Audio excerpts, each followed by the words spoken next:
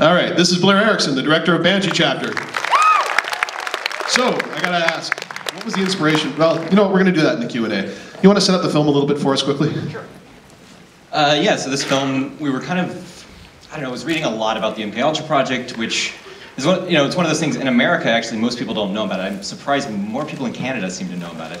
I was actually going through customs last night, and the lady was like, "What's your film about?" And I said, "MK Ultra," and she said, "Oh, where they were experimenting on people and testing chemicals on them." And I was just like, whoa, I'd never expected that. But you know, it was at the time I was looking into things like that, and also kind of the NSA spying thing, but nobody believed it at the time. So we started making this film. It was sort of a great metaphorical horror story for what if, instead of, you know, being haunted by something in the past that somebody had done, it was the entire, you know, US government had done something, and that's what came back to haunt us. So it was really just kind of creating a haunted house movie out of the terrible acts that, you know, we had engaged in. That was the basic premise. Great, awesome. All right, well, let's not overkill it. Let's just let them actually discover. I do have to say a couple other quick words. There's only 10 tickets left for Big Bad Wolves tomorrow night, so get on that and buy those. Everybody make it to Pub After Dark afterward. You can drink with these guys, you can drink with Bobcat. Who doesn't want to do that? And without further ado, Banshee Chapter.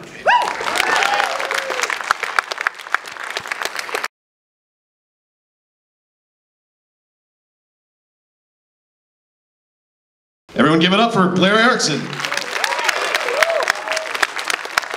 Yeah, here comes Corey. Hey, and Corey was...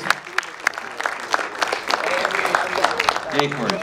So, the question I began to ask in the intro, but what inspired you to do this? Have you always been a fan of the MK Ultra? Not a fan, but have you always been intrigued by the MK Ultra program?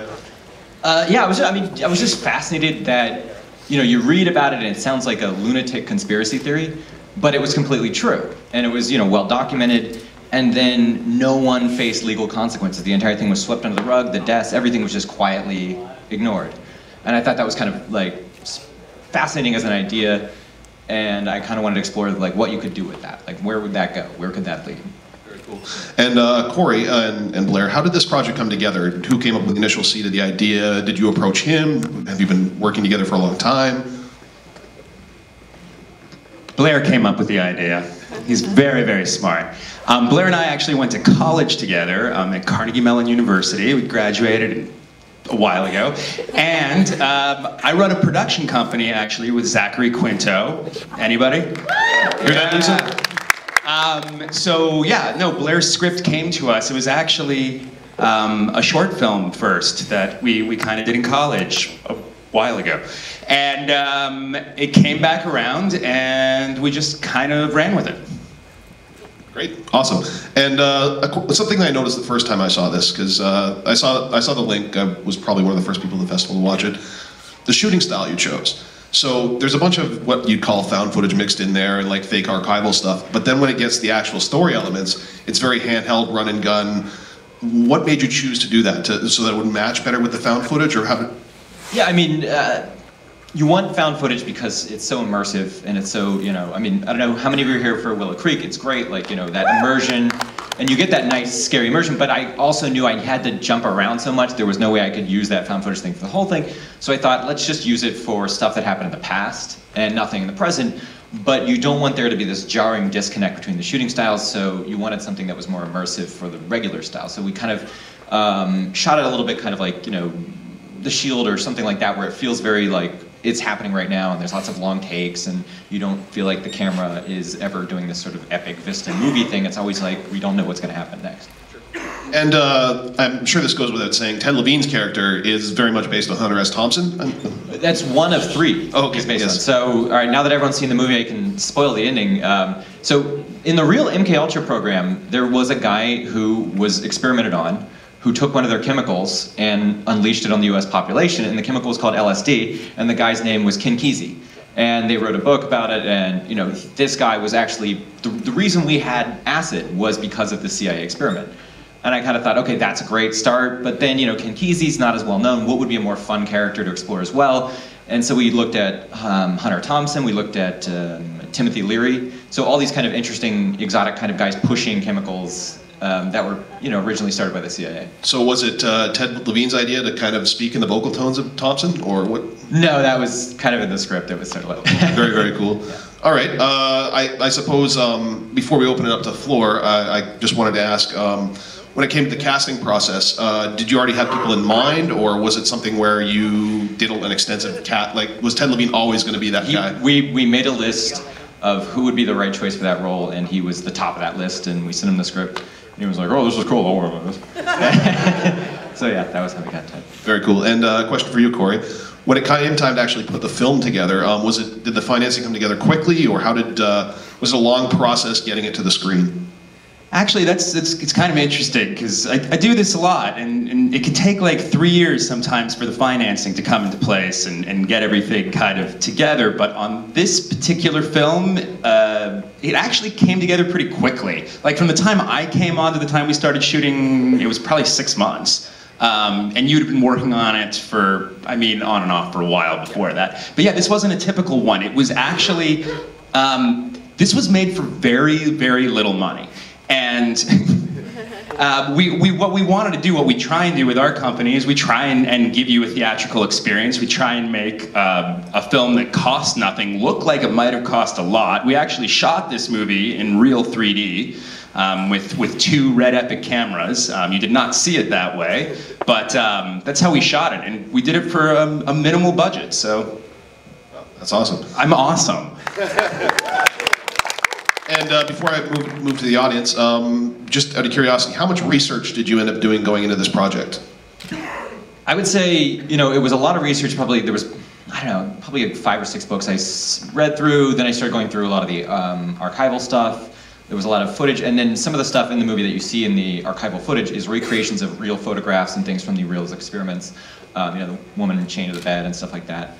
And then I was also reading about the DMT research, and that's where the title came from, because all the patients in the DMT study would say, we saw something, and then they would all call it Banshee, the thing that they saw. And then there was just, a lot of reading Hunter S. Thompson novels, which I was kind of going to do anyway, but and random stuff like that. No, answer the real question. Did you do research? We did so many drugs when we were making this. That was going to be my next question. Awesome.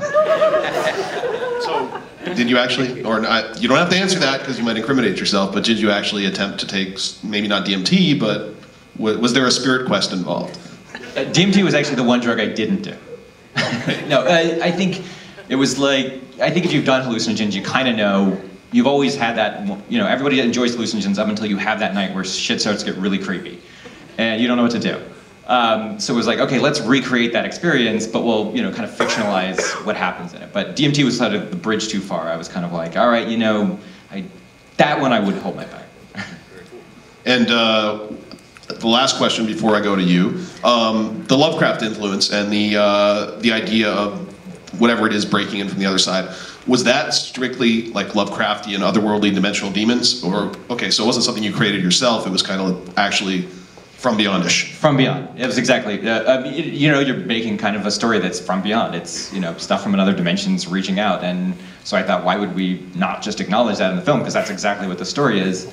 The CIA contacted another dimension, it turned out to be H.P. Lovecraft's dimension. Sure, why not? By Shoggoth. Okay, so let's open it up to the floor. Who's got some questions? I can't really see, but right there in the middle. How did you guys choose that song that plays on the shortwave radio? Was it something you left up to the composer, or did you kind of come up with? Are you ready for something really creepy? All the radio broadcasts you hear in the film are real number stations. We didn't make any of those. Those are real recordings. So you might all be fucked right now. Here's the thing. When you do something like this, you need to get clearance to use whatever you're using. We couldn't get clearance for these radio stations, so as far as we're concerned, we can get sued by somebody, but they're gonna have to tell us who they are in order for that to happen. So please, sue us. Let's find out the answer to the mystery. Or you'll just end up with a guy in a mask show up at your place one day. Okay, any other questions? Down there at the front.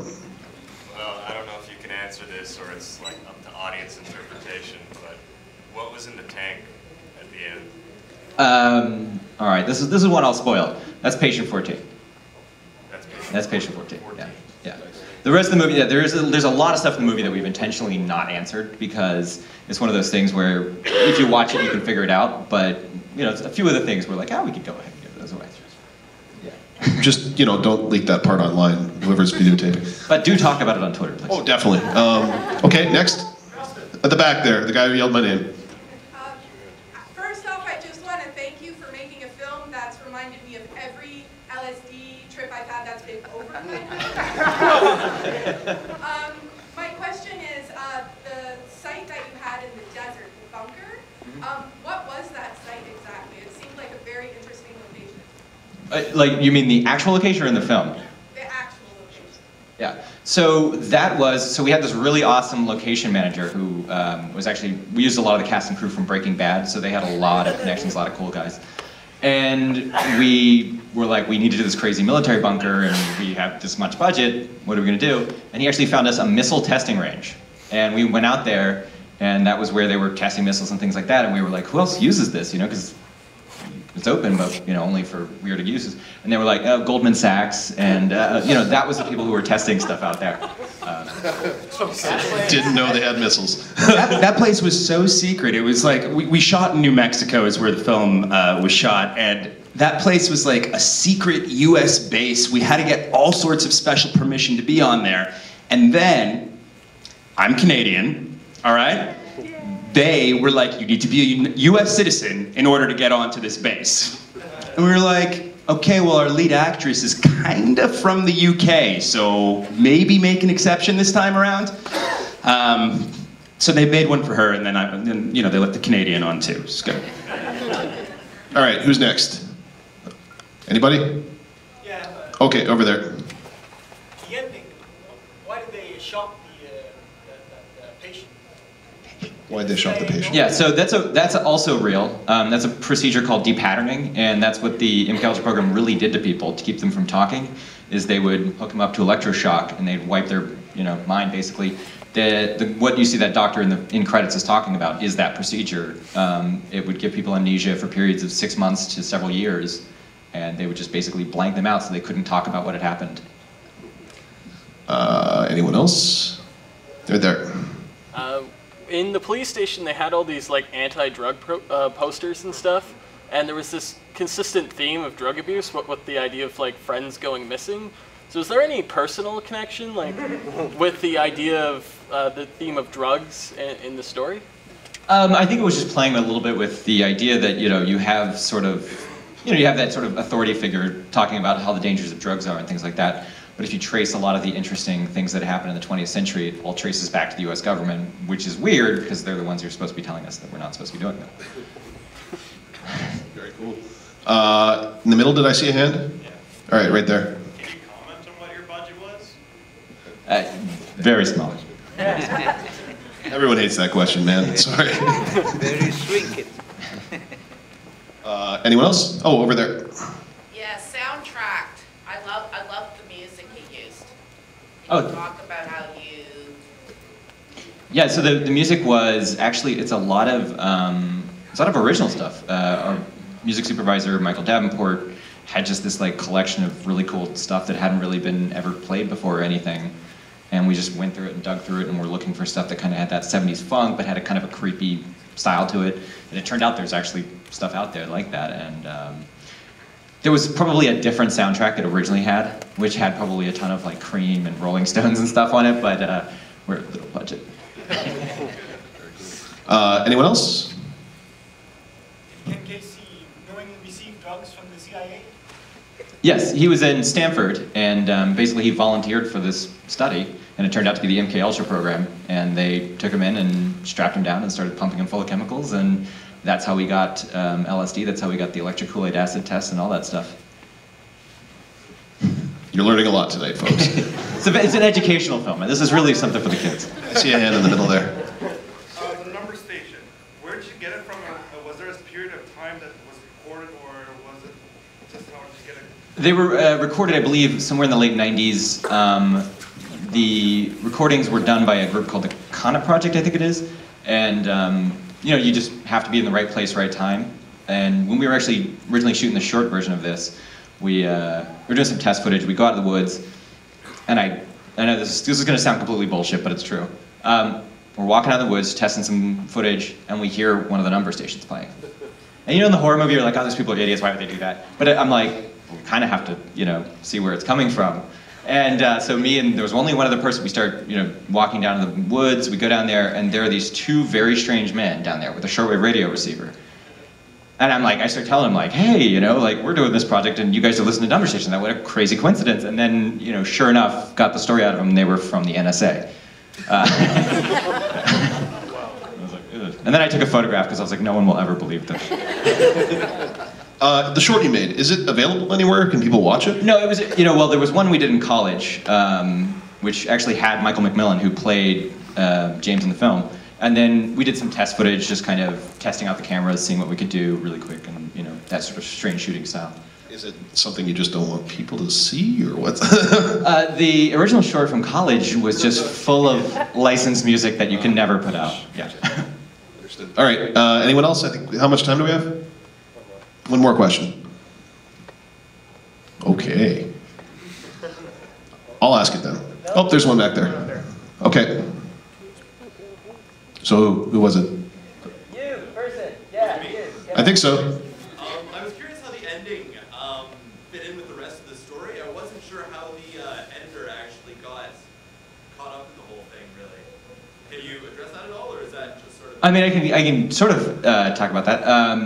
In the film, you're led to believe, for most of it, that the only way that it can happen is through the chemical and by ingesting the chemical. But if you watch closely, that's not the only way it can happen. And that's why there's that ongoing question of how did it get the one guy who never took the drug? So, I'm not going to speculate. But we can, yeah. We're going to be vague. We're going to be vague, yeah. All right, question for you. Accelerators got it in the US. Does anyone have it in Canada? Yes. Film something. David, his name is David. And it's coming out in January on VOD, and then it'll be on Blu-ray in February. Very cool. So add it to your collection. All right, well, Claire Erickson, Corey, give a big round of applause. You guys will be at the bar? Okay, well, you can ask some stuff at Popper's Pub right now. Okay, great.